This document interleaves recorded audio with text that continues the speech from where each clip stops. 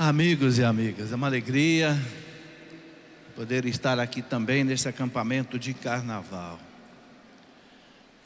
O tema que foi dado para eu meditar com vocês é o que está na carta de São Paulo aos Filipenses, capítulo 4:4. Alegrai-vos sempre no Senhor. Então, vamos começar por aí, né? Quem tem a sua Bíblia, é um texto bastante conhecido. Eu creio que todos nós já lemos muitas vezes esse texto, né?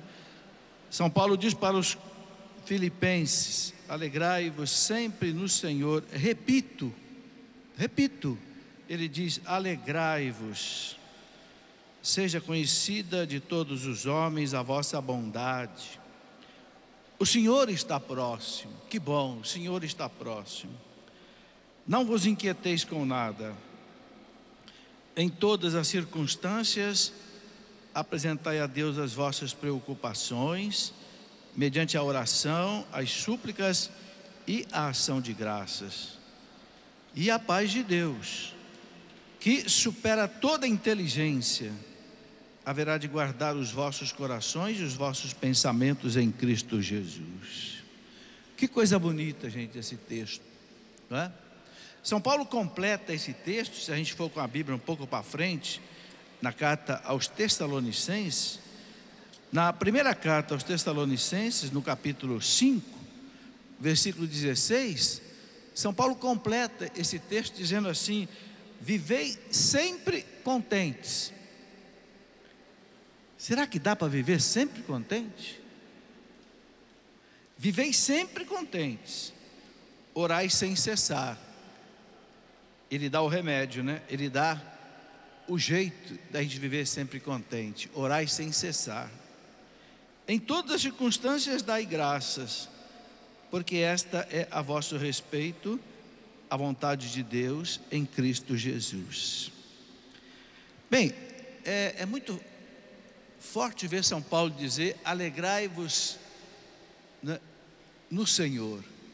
E ele fala: alegrai-vos sempre. Estais sempre contentes. Ora, então a palavra de Deus diz que a gente não pode ser triste. Tem uma música que canta, né? Não pode ser triste o coração que ama a Cristo. Não pode ser triste o coração que ama a Deus. É verdade. Os santos da igreja diziam que um santo triste é um triste santo. Um santo triste é um triste santo. Não existe santo mal-humorado. Não existe santo desanimado. Não. Os santos sempre foram vencedores em Jesus Cristo. Por isso os santos sempre foram alegres. Mas será que dá para a gente ser alegre nesse mundo? Esse mundo cheio de problemas, de doença, de enfermidades, de assaltos, de roubos, sequestros, estupros, assassinatos, corrupção. Será que dá para a gente ser alegre nesse mundo? Dá. Porque se a palavra de Deus diz que é para a gente ser alegre, se a palavra de Deus diz: alegrai-vos sempre no Senhor, então tem jeito. Como diz o Cleto, tem jeito. E o jeito é a fé. São Paulo diz: alegrai-vos sempre no Senhor. Aí ele dá a receita de ser alegre. Você não pode ser alegre, por exemplo, no futebol. Não pode ser alegre no Corinthians, porque o Corinthians perde hoje, ganha hoje, de repente perde 3. Como é que você vai ser alegre desse jeito? E aí também o Cruzeiro, também o Internacional, também, não é? Não, a gente tem que ser alegre em quem não perde nunca, no Senhor. Alegrai-vos sempre. Por isso que São Paulo diz: orai sem cessar. Porque quem está orando está sempre em Deus. Quando eu era menino, eu escutava minha mãe cantar uma música que nunca mais eu esqueci.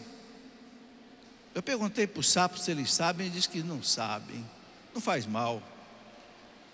Eu vou dizer um pedacinho dessa música, porque eu via minha mãe cantar e eu ficava impressionado. Sabe por quê? Porque minha mãe não tinha dinheiro, tinha 9 filhos, tinha uma ferida enorme nas pernas, não conseguia nem andar direito. E a minha mãe vivia cantando uma música assim: minha alegria é estar perto de Deus, minha alegria. O pessoal mais velho lembra. É estar perto de Deus. Porém agora estarei sempre feliz, porque vós me tomastes pela mão. Porque agora estarei sempre contente, porque vós me tomastes pela mão. A minha mãe cantava isso. Minha alegria é estar perto de Deus. Porém agora, eu vou ser sempre feliz, porque tu me tomastes pela mão. Então a gente pode ser feliz no meio desse vale de lágrimas que o pecado original transformou o mundo, desde que a gente esteja em Deus. O Papa João Paulo II, pouco antes de morrer, naquele sofrimento atroz que o Papa João Paulo II estava, ele disse uma frase, talvez tenha sido a última frase que o Papa João Paulo II tenha dito. Sabe o que ele disse? Ele disse assim: quanto mais a gente sofre, mais a gente tem que rezar. Vocês querem repetir comigo? Quanto mais a gente sofre, mais a gente tem que rezar. Para segurar na mão de Deus, não é? Para segurar na mão de Deus. Dá para ser feliz nesse mundo. Se a palavra de Deus diz que a gente tem que ser contente, então é porque a fé é maior do que todo o sofrimento do mundo. A palavra de Deus não falha. E veja, eu quero pegar um texto aqui impressionante. Se você tiver com a sua Bíblia aí, abra no livro do Eclesiástico, no capítulo 30, no versículo 22. Olha o que diz o Eclesiástico 30, 22. Ele diz assim, olha, eu acho impressionante esse texto. É o Eclesiástico 30, 22. Ele diz assim: não entregues a tua alma à tristeza. Não entregues a tua alma à tristeza. Não atormentes a ti mesmo em teus pensamentos. Quer dizer, não deixe seus pensamentos serem um pensamento de tristeza. A alegria do coração é a vida do homem. Que bonito. E um inesgotável tesouro de santidade. Então é interessante que a palavra de Deus liga a alegria com santidade. Veja, ele diz, a alegria do coração é a vida do homem, e um inesgotável tesouro de santidade. É aquilo que nós dissemos, o santo é alegre. Santo Agostinho dizia uma frase muito bonita. Santo Agostinho dizia assim: os teus pecados são a tua tristeza, deixa que a santidade seja a tua alegria. Quer repetir comigo? Os teus pecados são a tua tristeza, deixa que a santidade seja a tua alegria. Esses santos doutores da igreja são fantásticos, né? Então, o Eclesiástico liga a alegria com santidade. Ele diz que a alegria é um inesgotável tesouro de santidade. E continua: a alegria do homem torna mais longa a sua vida. Olha, gente, se a alegria do homem torna mais longa a sua vida, então a tristeza torna mais curta. Não é verdade? Se ele diz aqui que a alegria do coração é a vida do homem, então a tristeza é a morte do homem. É só a gente colocar o contrário, não é? Tem compaixão de tua alma, não é? Ele diz aqui: torna-te agradável a Deus e ser firme. Concentra teu coração na santidade e afasta a tristeza para longe de ti. Então, olha a receita para ter alegria. Concentra teu coração na santidade. É aquilo que Santo Agostinho disse: a tua tristeza são os teus pecados. E afasta a tristeza para longe de ti. Pois a tristeza matou a muitos, e não há nela utilidade alguma. A tristeza matou a muitos, e não há nela utilidade alguma. Gente, que texto forte. Que texto forte da palavra de Deus. Manda a gente rejeitar a tristeza de qualquer jeito, porque a tristeza mata o homem e a alegria dá a vida. Mas como é que a gente vai viver alegria nesse vale de lágrimas? Eu já falei, segurando na mão de Deus. Esses dias eu li um artigo escrito por um padre no site de uma arquidiocese, que eu fiquei chocado e fiquei muito triste. Porque o padre, ele diz assim que ele não gosta de fazer o sinal da cruz, pelo sinal da Santa Cruz, livrar-nos de Deus, nosso Senhor, dos nossos inimigos, porque ele não tem inimigo. Eu fiquei pensando, mas meu Deus, a palavra de Deus diz que nós temos um baita inimigo, que é o demônio. Que São Pedro diz que ele ruge ao nosso redor, buscando a quem devorar. E eu vejo um padre dizer que não gosta de fazer o sinal da cruz. Eu fiquei chocado, cristalizado e triste. Depois eu fiquei mais triste ainda, porque eu continuei lendo o artigo, e o padre diz que não gosta de rezar Salve Rainha. Não, Salve Rainha é uma devoção que eu não gosto de rezar. É uma das orações mais antigas da igreja. Ele diz, não gosto porque a Salve Rainha diz lá, né? Degradados filhos de Eva, neste vale de lágrimas. Ele diz, eu não gosto disso. Mas será que esse mundo não é um vale de lágrimas?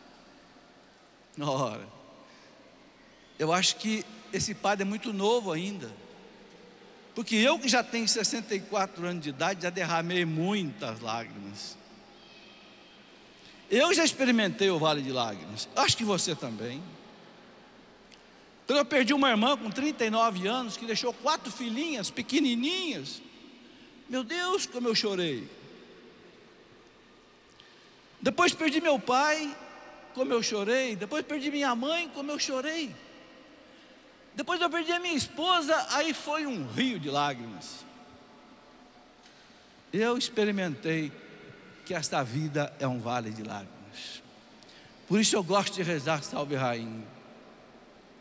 Degradados filhos de Eva, chorando e gemendo nesse vale de lágrimas. Eia, pois, advogada nossa, a senhora que é a minha advogada, a senhora que me sustenta, me defende nesse vale de lágrimas. Mas será que dá para ser feliz nesse vale de lágrimas? Dá. Se a palavra de Deus diz que dá, é porque dá. Se ela manda a gente chutar a tristeza, então é porque tem jeito de chutar a tristeza. O jeito, São Paulo diz, alegrai-vos sempre no Senhor. Segurando a mão de Deus. Na hora da dor, na hora do luto, na hora da carência. Vamos cantar, sapo? O segura na mão de Deus. Eu queria que vocês prestassem bem atenção na letra dessa música. Os cantores aí me ajudam? Eu não sei cantar. Essa música diz assim, né? Se as tristezas da vida te sufocarem, segura na mão de Deus.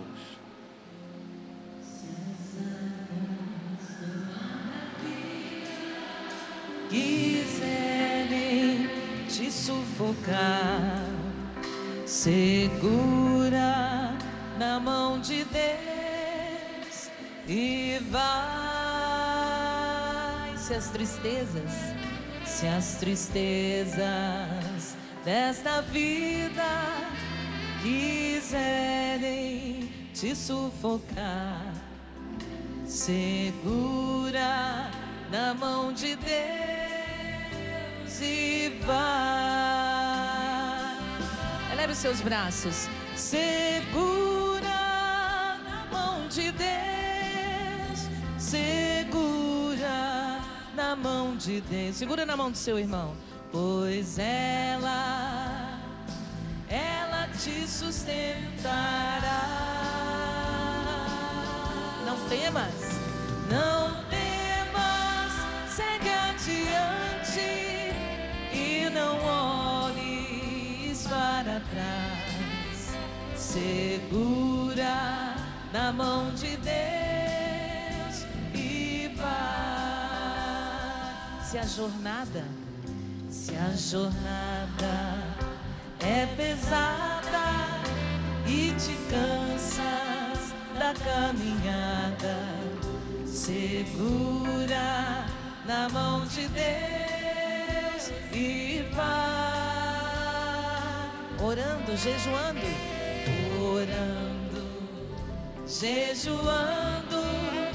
confiando e confessando, segura na mão de Deus e vai. Vamos lá, com toda a força, segura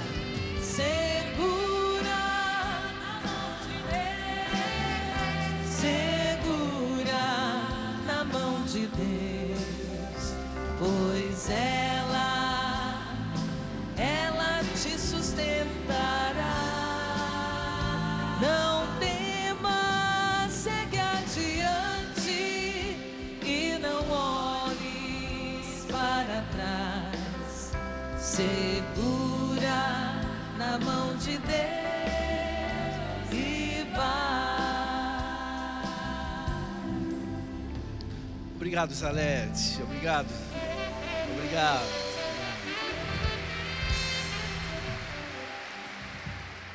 Este é o segredo. Segura na mão de Deus, né? Deus está do nosso lado. Deus não nos abandona nunca. A gente é que abandona Deus. Sabe, é dogma de fé.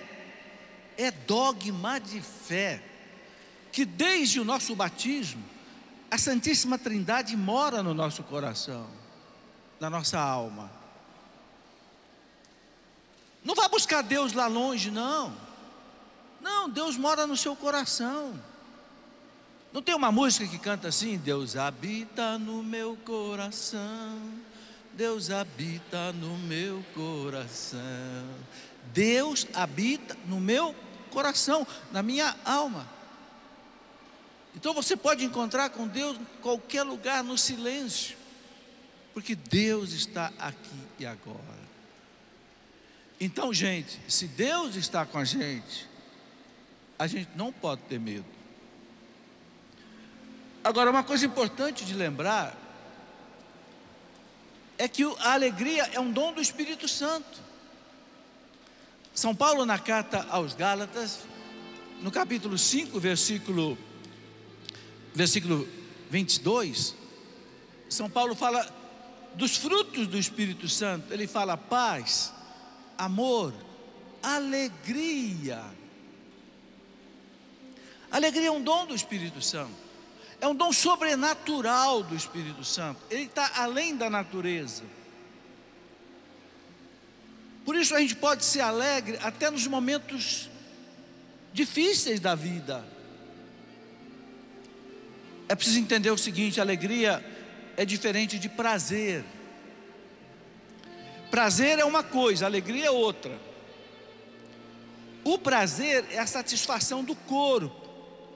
Você come uma fruta com prazer, você toma um sorvete com prazer. Há prazeres que são lícitos e há prazeres que não são lícitos, são pecaminosos. Deus quis dar a nós alguns prazeres legítimos: a comida gostosa, um sorvete gostoso, Um casal que vive o prazer sexual, casado, no casamento, no matrimônio, o Papa Pio XII disse, o casal tem o direito de usufruir do prazer do sexo. O casal casado, unido por Deus na igreja. Há prazeres que são pecaminosos, aquele prazer do adultério, aquele prazer do dinheiro roubado, aquele prazer da corrupção, esse não presta. Mas o prazer é a satisfação do corpo. Agora existe a alegria, que é a satisfação do espírito.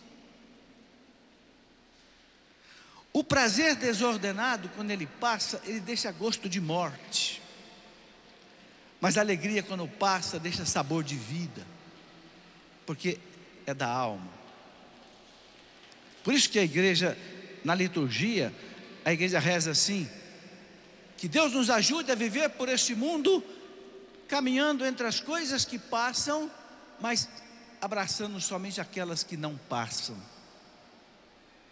Por quê? As coisas que passam, acabam. Você pode tomar o sorvete mais gostoso do mundo, ele acaba. Você pode ir na festa mais incrementada, acaba. Mas a alegria é aquela felicidade que não acaba. Por isso que aquele autor, o Antoine de Saint-Exupéry, aquele que escreveu O Pequeno Príncipe, ele diz assim: o mais importante é invisível aos olhos. O mais importante é aquilo que a gente não vê, não é? Aquilo que a gente não vê, aquilo que é abstrato. Um dia eu fui ensinar para o meu netinho o que é um objeto, alguma coisa abstrata. Eu falei: olha, abstrato é aquilo que você não pode pegar na mão. Ele diz: já sei, vovô, um ônibus. Eu digo: não é isso. Não é um abstrato, é aquilo que você não pode. Abstrato é aquilo que você não pode segurar, né? A dor, a saudade, a alegria, você não pode segurar com a mão, né? A fé, a esperança, a alegria, a paz, não tem como segurar com a mão. Mas quando você conquista, não passa, porque a paz não morre, não acaba que nem um sorvete, a alegria não acaba que nem um sorvete, a felicidade não passa que nem uma festa. Por isso que no céu a felicidade vai ser para sempre, eterna, não tem fim. É para lá que Deus nos preparou, né? É para lá que a gente caminha. Então a felicidade nesse mundo, gente, dá para a gente conquistar. Algumas coisas são importantes, sabe? Eu queria listar aqui algumas coisas importantes para a gente ser feliz sempre. Primeira coisa, já falamos, segura na mão de Deus, vive com Deus, reza. Mas tem outras coisas importantes que a gente precisa falar. A gente precisa aprender a fazer a vontade de Deus. Quem não faz a vontade de Deus não é feliz. É muito fácil de entender. Existe alguém melhor do que Deus? Não. Existe alguém mais sábio do que Deus? Não. Existe alguém mais douto do que Deus? Não. Existe alguém melhor do que Deus? Não. Existe alguém que morreu na cruz por causa de você e por causa de mim? Não. Então, a coisa mais lógica do mundo é eu seguir a vontade de Deus. Se Deus é a excelência, eu quero seguir Deus. Quando você está doente, você quer o melhor médico, não quer? Eu que operei a minha vista 8 vezes, tive que ir para São Paulo. Fui lá, pagar, buscar um médico caro, porque a minha vista era complicadíssima. Ora, tem médico melhor do que Deus? Tem engenheiro melhor do que Deus? Não tem. Então eu vou fazer a vontade dos outros, ao invés de fazer a vontade de Deus, só se eu for burro. Eu gosto de fazer essa comparação. Alguém alguém desenvolveu essa máquina aqui do meu amigo Balinha. Essa coisa extraordinária, né, Bala? Foi. Alguém desenvolveu isso daqui. Quem foi? Engenheiro eletricista, especialistas em ótica, um mundo de tecnologia. Mas os caras que escreveram isso daqui, eles fizeram um catálogo. E o meu amigo aqui, quando vai usar essa máquina, ele usa o catálogo. Porque tem 500 botõezinhos aqui, que eu não só apertar qualquer um deles aqui, eu desligo. Ora, Deus fez cada um de nós que é muito mais complexo do que essa máquina. E Deus escreveu um catálogo de como é que essa máquina que é você deve funcionar.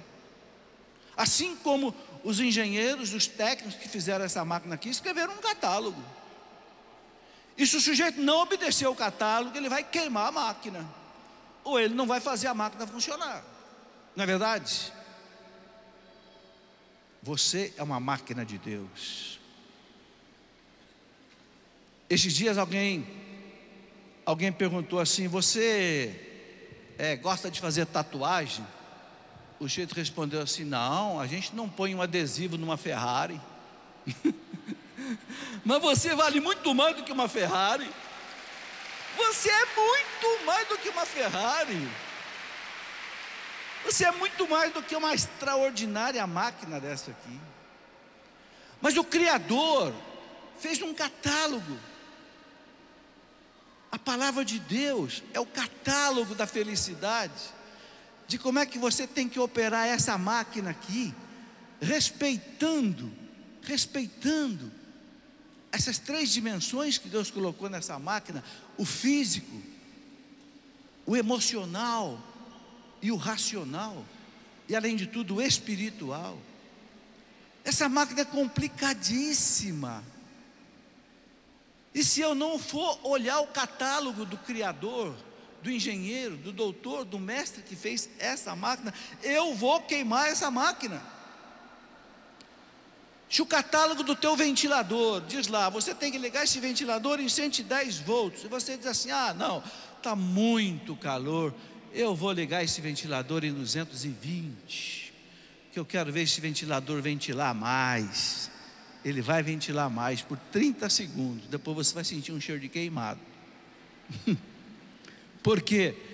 Porque você foi um imbecil que desrespeitou o catálogo do engenheiro que fez o ventilador, e que mandava você usar o ventilador em 210, você foi burro, e você enfiou o ventilador numa tomada de 220, e você queimou o ventilador. Gente, tem muita gente queimando a própria vida. Por quê? Porque está ligando a tomada em 220. Porque o Criador nos deu uma lei, o Criador nos deu um catálogo, o Criador nos deu um livro de sabedoria, mas nós dizemos assim: não quero seguir esse catálogo, eu vou tocar essa máquina do meu jeito, e aí eu queimo a máquina. Vocês estão entendendo? Então não tem jeito de ser feliz sem fazer a vontade de Deus, sem observar os mandamentos de Deus. Um grande santo doutor da igreja, que se chamava Santo Afonso de Ligório, que foi o fundador da congregação dos padres redentoristas, os padres aqui amigos de Aparecida. Santo Afonso de Ligório dizia que para a gente ser santo, a gente precisa de 2 coisas. E ser santo, nós já vimos que é sinônimo de ser feliz, não é? O Eclesiástico disse que a felicidade está ligada com a alegria, está ligada com a santidade. Santo Afonso diz assim: para você ser santo, ser feliz, você tem que observar 2 coisas. Primeiro, fazer o que Deus quer. Segundo, querer o que Deus faz. Vamos pensar um pouquinho nisso. Primeiro, fazer o que Deus quer. Segundo, querer o que Deus faz, ou seja, aceitar a vontade de Deus na nossa vida. Mas vamos devagar. Primeiro, fazer o que Deus quer. O que é isso? Ora, é muito simples. é viver os mandamentos de Deus. Lá no capítulo 19 do Evangelho de São Mateus, um jovem chegou para Jesus e disse, engraçado que São Marcos, quando narra esse evangelho, diz que o jovem veio correndo e se ajoelhou diante de Jesus e perguntou: bom mestre, o que é preciso fazer para ganhar a vida eterna?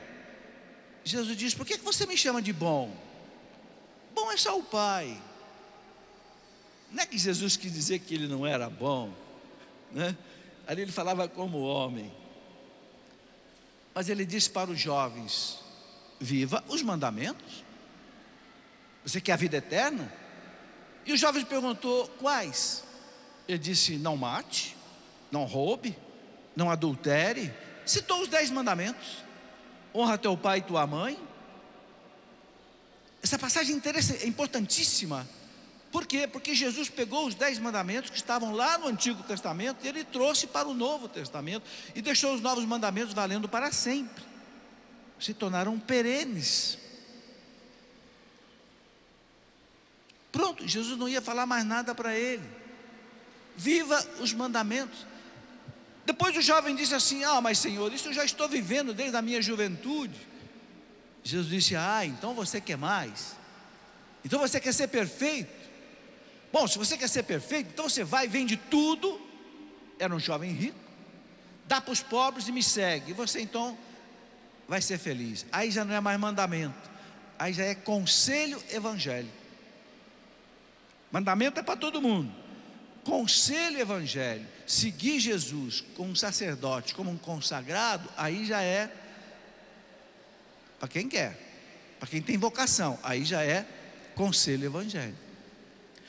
Então Jesus disse: viva os mandamentos. Gente, se nós vivermos os 10 mandamentos, nós seremos felizes. Por quê? Porque eu vou ter uma consciência em paz. Você sabe o que tira muita paz de muita gente? É a consciência. Porque a consciência não tem paz.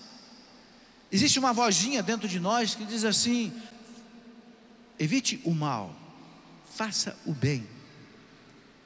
É a voz de Deus. Evite o mal, faça o bem. Fazer o bem faz bem. Fazer o bem faz a gente alegre, feliz.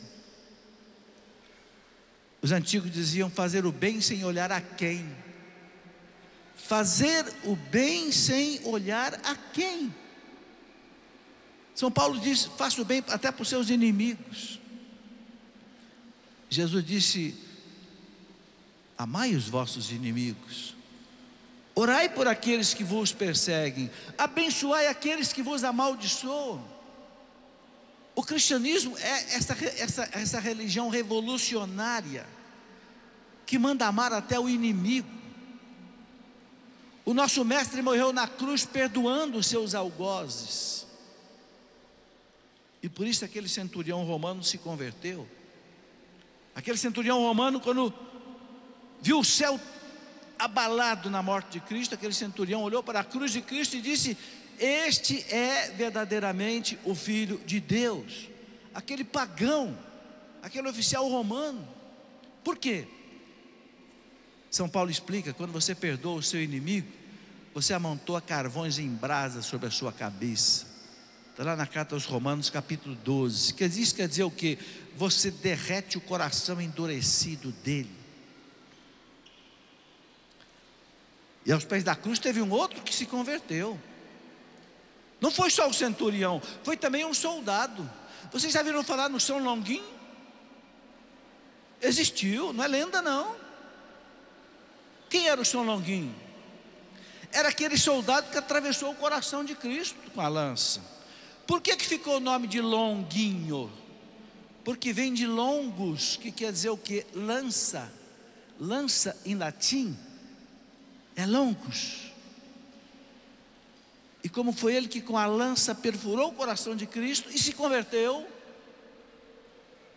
Você quer a prova que ele se converteu? Se você for na Basílica de São Pedro de Roma, diante do altar mor, onde o Papa celebra, eu vi, existe uma imagem acho que deve ter uns 5, 7 metros de altura, de São Longuinho, com uma lança na mão, em frente ao altar do Papa, dentro da Basílica de São Pedro. A tradição da igreja diz que esse soldado se converteu. Por quê? Porque Jesus dava a ele o perdão. Ele atravessava o coração de Cristo e Cristo dava a ele o perdão. Então Cristo montou carvões em brasa sobre a cabeça dele e ele se converteu. Que beleza, gente, fazer o bem faz bem. Então, vivendo os mandamentos da lei de Deus, nós conhecemos amar a Deus sobre todas as coisas. Será que a gente ama a Deus sobre todas as coisas? Ou será que eu amo mais a festa, o Corinthians, o carnaval, a novela, o BBB? Será que eu amo mais a Deus? Será que eu gasto meu tempo com Deus? Será que eu gasto meu dinheiro com Deus? Ou será que eu dou aquela nota de um real, não tem mais, né? Agora é 2. Ou será que eu pego aquela nota velha de R$2 para dar para Deus? E depois eu pego uma nota de R$20 para pagar a cerveja? Será que eu amo a Deus sobre todas as coisas? Ou será que eu amo a cerveja acima de Deus? Amar a Deus sobre todas as coisas. Pode tomar cerveja sim, pouquinho, mas ame mais a Deus. Você entendeu? Amar a Deus sobre todas as coisas não quer dizer que eu vou enterrar o resto, não. Eu já falei que tem prazeres legítimos que Deus nos deu, que não são pecaminosos. Mas amar a Deus sobre todas as coisas. Será que eu deixo de ir na missa do domingo por causa de outra coisa? Por causa do meu futebol, por causa da minha chácara, por causa do meu sítio, por causa da minha praia, por causa da minha corrida de bicicleta? Será que eu deixo Deus depois? Será que eu deixo Deus para depois? Amar a Deus sobre todas as coisas. Você quer ser feliz? Então ame a Deus sobre todas as coisas. Não ponha a Deus em segundo lugar. Deus não aceita ser o segundo lugar da nossa vida. São Tiago diz na carta dele, gente, que Deus nos ama até o ciúme. A mulher tem ciúme do marido, não tem? Tem. A mulher que não tem ciúme do marido é porque não ama o marido. Não é aquele ciúme desesperado, aquele ciúme doentio, mas um ciúme saudável, né? Eu me lembro que uma vez chegou uma moça para trabalhar na minha casa, já tem uns 30 anos atrás isso. No primeiro dia, a moça chegou às 7 horas da manhã, sentou na beirada da minha cama, eu não tinha nem levantado ainda. Ela cruzou as perninhas e disse: patrãozinho, como é que o senhor quer o café hoje? E a minha mulher estava no banheiro, escutou, veio correndo e disse: olha, não quero essas intimidades com o meu marido, viu? Não preciso dizer que no dia seguinte a moça não veio mais trabalhar. Não veio mais trabalhar. Um ciúme saudável é bom, não pode ter aquele ciúme doentio, aquele ciúme meio patológico, né? Não pode ver o marido conversar com qualquer moça que já fica arrepiado, não. É preciso ter confiança. Mas São Tiago diz que Deus nos ama até ao ciúme. Deus tem ciúme de você. Deus não quer perder você para ninguém. Não quer. Porque você é dele. Você foi feito para ele. Você tem dono. Nós dizemos: ele é o nosso Senhor. Senhor quer dizer dono. Quem chamava o seu dono de senhor era o escravo. O escravo, ele tinha dono, era o seu senhor. Nós dizemos nosso Senhor. Nós temos dono. Então nós não podemos servir a outro. Não podemos servir a dois senhores. É muito importante isso. Por que Deus não quer ser o segundo na sua vida? Você que é casada, você aceitaria ser a segunda mulher da vida do seu marido? Você que é namorada, você aceitaria ser a segunda namorada do seu namorado? Não. De jeito nenhum. Deus também não aceita ser o segundo na sua vida. Sabe por quê? Porque você é o primeiro na vida dele. Porque ele morreu na cruz por você. Ele desceu do céu. Ele diz: você é o primeiro na minha vida. Eu não quero ser o segundo na sua vida, eu quero ser o primeiro na sua vida. Por isso que o mandamento diz: amar a Deus sobre todas as coisas. Entenderam? Então, os mandamentos são fundamentais, gente. Tem gente que pensa que os mandamentos são cadeias. Ai, esse Deus que só diz não, não, e não pode, e não, e não. Não, tem gente que pensa que os mandamentos são cadeias. Não, os mandamentos, gente, são libertação. A melhor comparação que eu encontro é aquela comparação que quando você vai fazer uma viagem por uma estrada de serra, e aquela estrada é cheia de setas. Cuidado, lombada, não corte. Cuidado, curva fechada, diminua a velocidade. É assim. Para quê? Para que você não caia no abismo com o seu carro. Então os mandamentos da lei de Deus são os sinais de trânsito da nossa vida, onde Deus diz: ama Deus sobre todas as coisas. Não deixa de entregar o seu domingo para Deus na sua missa, né? Não use o nome de Deus em vão, não do nome dos santos, não.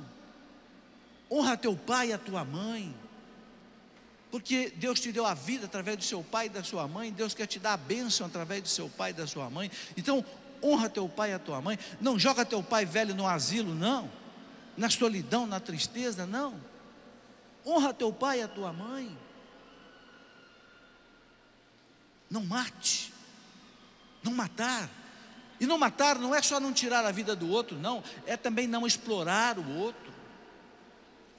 É não passar o outro para trás. Gente, não é verdade que muitos de nós católicos vamos à missa, confessamos, comungamos, mas tapeamos outros? Não é verdade? O sujeito pega o carro dele, ele quer vender o carro dele. O carro dele está com o motor quase fundindo. Aí ele fala: meu Deus, antes que esse carro estoure o motor na minha mão, eu vou passar ele para outro. Aí passa o carro para outro, bem quietinho. E aí o carro vai e estoura o motor na mão do outro. O outro tem que pagar mais 2, 3 mil reais para arrumar o motor. Cristão safado que você é. Isso é matar o outro. Matar não é só tirar a vida, não. Matar é você enganar. Como é que você tem coragem depois de olhar para Deus? Como é que você tem coragem depois de olhar para Jesus e comungar, se você tapeou o outro, difamou o outro, fez fofoca da vida do outro, foi lá na casa da vizinha contar coisa do outro? O que é que São João diz para nós, gente? Quem não ama o irmão a quem ele vê, não ama a Deus a quem ele não vê. Quem não ama ao irmão que ele vê, como é que ele vai amar a Deus a quem ele não vê? Se eu tapeio o meu irmão, se eu vendo 1 quilo por 900 gramas para ele, se eu pego um carro que vale 10 mil reais e eu vendo para ele por 12, como é que eu vou amar a Deus? Se eu não amo o meu irmão que eu vejo, como é que eu vou amar o meu irmão, a Deus que eu não vejo? Então, não matar, não esfolar, não zombar, não machucar, não explorar o outro, não matar, não pecar contra a castidade, 6º mandamento. Gente, o que é a castidade? É um negócio muito simples. A castidade é usar o sexo no lugar certo. E só tem um lugar certo para usar o sexo. Qual é o único lugar certo para usar o sexo? No casamento. Marido e mulher unidos pelo sacramento do matrimônio. Esse é o único lugar que que a Santa Igreja Católica ensina que pode usar o sexo. Fora disso, é pecado contra a castidade. Fornicação. Quem não é casado e vive o sexo, namorado, noivo, solteiros, vive o sexo fora do casamento, chama-se fornicação. Pecado grave, São Paulo fala. Masturbação, pecado grave. Eu sei que tem padre que diz que não é, mas o catecismo da igreja diz que é. É claro que há aqueles casos excepcionais, meio patológicos, que pode até não ser pecado no caso desse, mas via de regra, masturbação é um ato egoísta. A pessoa busca um prazer sexual sozinho, enquanto que o sexo foi feito para ser vivido a dois, para manifestar o amor e gerar uma vida. Masturbação é pecado grave. Tudo que é uso do sexo fora do casamento é pecado grave. Prática homossexual é pecado grave. O Catecismo da Igreja Católica, no parágrafo 2357, 2357, o Catecismo da Igreja diz que não é pecado a pessoa ter a tendência homossexual. Que o Catecismo diz que é muito complicado, muito complexo. Mas o que o Catecismo diz que é pecado?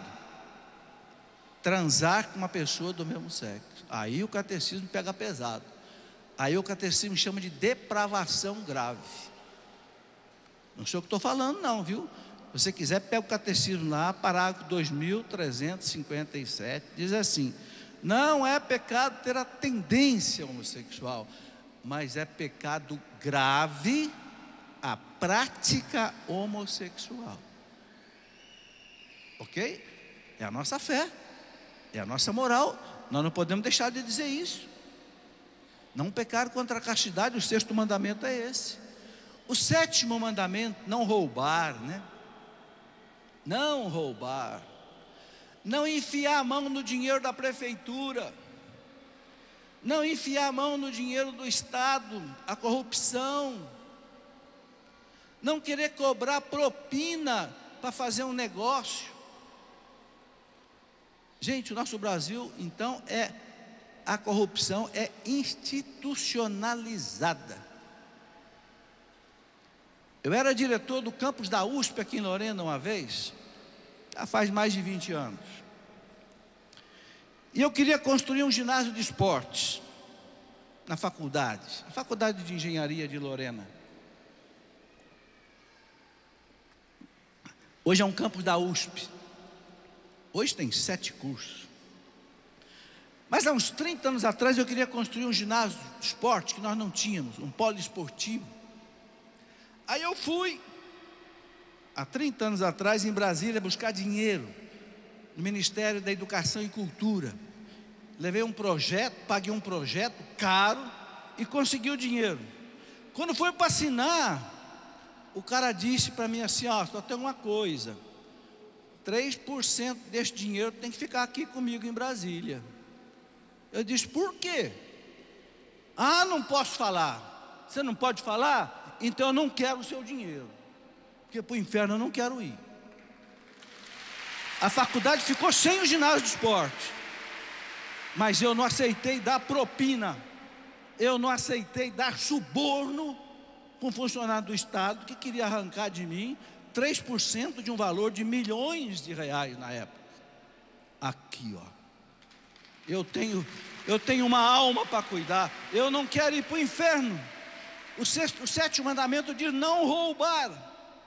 E você que rouba o dinheiro da prefeitura, o dinheiro do Estado, o dinheiro do país, da nação, dinheiro que era para ir para os pobres, para fazer a casa do pobre, a saúde do pobre, a educação do pobre, e você põe o seu dinheiro no seu bolso, seu corrupto. Um dia você vai sentar diante de Jesus Cristo e Ele vai perguntar: presta conta agora daquilo que você fez.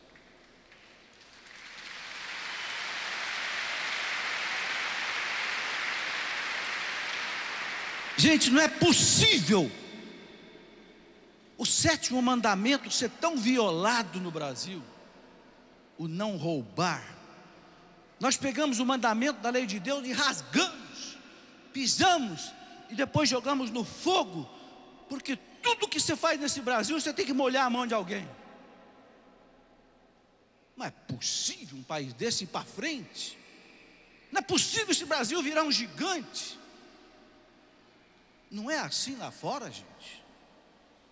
Claro que existe corrupção em todo lugar do mundo, mas não é que nem aqui no nosso Brasil.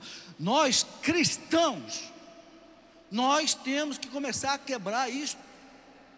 Não aceite pagar propina para ninguém. Não aceite ser subornado por ninguém. Diga não. O mandamento da lei de Deus diz não roubar. Não roubar, eu não quero roubar. Porque senão eu vou ter que prestar conta para Deus. Gente, a nossa alma, Jesus diz que de que vale o homem ganhar o mundo inteiro se ele vier a perder a sua alma. Vocês estão vendo o que arranca a felicidade de nós? O que deixa a gente triste é o pecado. Eu duvido que um corrupto seja feliz. Eu duvido que um corrupto possa colocar a cabeça no travesseiro e dormir em paz, sabendo que aquele dinheiro que ele pegou não é dele, era para os pobres. Eu duvido que ele tenha paz, só se ele tiver matado a consciência dele. Não é possível. O 8º mandamento manda a gente não levantar falso testemunho, né? O testemunho na antiguidade era uma coisa muito importante. Por quê? Porque antigamente, quando alguém cometia um crime, você não tinha como provar cientificamente. Antigamente não tinha máquina fotográfica, antigamente não tinha polícia, antigamente não tinha a maneira de você, não sei, uma polícia técnica que verifica quem é culpado, quem não é. Antigamente não tinha nada disso. Então o que valia antigamente? Era a testemunha. Fulano fez alguma coisa errada, fez. Tem que ter 2 testemunhas para mostrar que ele fez. Então era muito perigoso se houvesse a falsa testemunha, como houve contra Jesus. Foram lá testemunhar para Pilatos, coisa que Jesus não fez. Então o mandamento diz, né? Não levantar falso testemunho, não mentir em relação ao outro, não difamar o outro, não caluniar o outro. E muitas vezes acontece isso, sabe por causa do quê, gente? Por causa da inveja. Às vezes a gente fica com inveja de alguém, e aí a gente começa a caluniar, difamar, falar mal. Ô língua bendita. São Tiago diz que a língua é assim que nem um palito de fósforo, que pode incendiar uma floresta inteira. Ele compara também a língua com o leme do navio. Ele diz: o navio é tão grande, mas aquele lemezinho que fica lá atrás é que faz o navio ir para cá ou ir para lá. Ele fala, é a língua, a bendita língua, que faz a gente pecar contra o 8º mandamento. Falar mal, caluniar, levantar falso testemunho, mentir. Mentir. Gente, Jesus diz que Jesus contou para nós quem é o pai da mentira, né? Jesus disse que existe o espírito da verdade e o espírito da mentira. O espírito da verdade é o Espírito Santo. Jesus disse lá na Santa Ceia, na última ceia, Jesus diz assim: o Espírito da verdade, o Espírito Santo tem ensinar-vos a toda a verdade, disse para a sua igreja. Por isso a igreja nunca errou o caminho da verdade, em termos de doutrina, porque Jesus garantiu, prometeu, o Espírito da verdade ensinar-vos a toda a verdade. João 16:13. Mas Jesus disse também lá em João 8:44, diz que existe o espírito da mentira. Jesus diz que quando ele mente, ele fala daquilo que lhe é próprio. O demônio, o coração dele é só mentira, é só falsidade. Então aquele que mente para tapear, para levar vantagem, você não está sendo movido pelo Espírito Santo, não. Você está sendo movido pelo espírito das trevas, o espírito da mentira. Por isso que o mandamento diz: não levante falso testemunho, não diga mentira, não diga fofoca, não seja maledicente. O que é maledicente? Aquele que fica dizendo coisas más. Maledicência. Não. Sim, sim, não, não. Acabou. Vocês entenderam? É o 8º mandamento. Eu quero destacar, gente, que tudo isso muitas vezes vem da inveja. Não é à toa que a inveja é um pecado capital, não é? Vocês sabem que existem 7 pecados capitais. Soberba, que é a mesma coisa que orgulho, né? Ganância, luxúria, gula, ira, inveja e preguiça. Sabe por que eu não esqueço os 7 pecados capitais? Porque todo dia na missa, depois que eu comungo, eu peço a Jesus: Jesus, misericórdia, me protege contra os pecados capitais. Repete comigo: soberba, ganância, luxúria, gula, ira, inveja, preguiça. Teve um santo que disse assim: que se a cada ano a gente combater um pecado capital, depois de 7 anos a gente seria santo. Teve um santo que disse, não me lembro o nome dele agora. A inveja é um dos pecados capitais. Por quê, gente? Porque é algo diabólico. O livro da sabedoria da Bíblia, no capítulo 2, no versículo 22 e 23, sabedoria 2, 22 e 23, o livro da sabedoria diz assim: Deus fez o homem para a imortalidade, para não morrer. É por inveja do demônio que a morte entrou no mundo.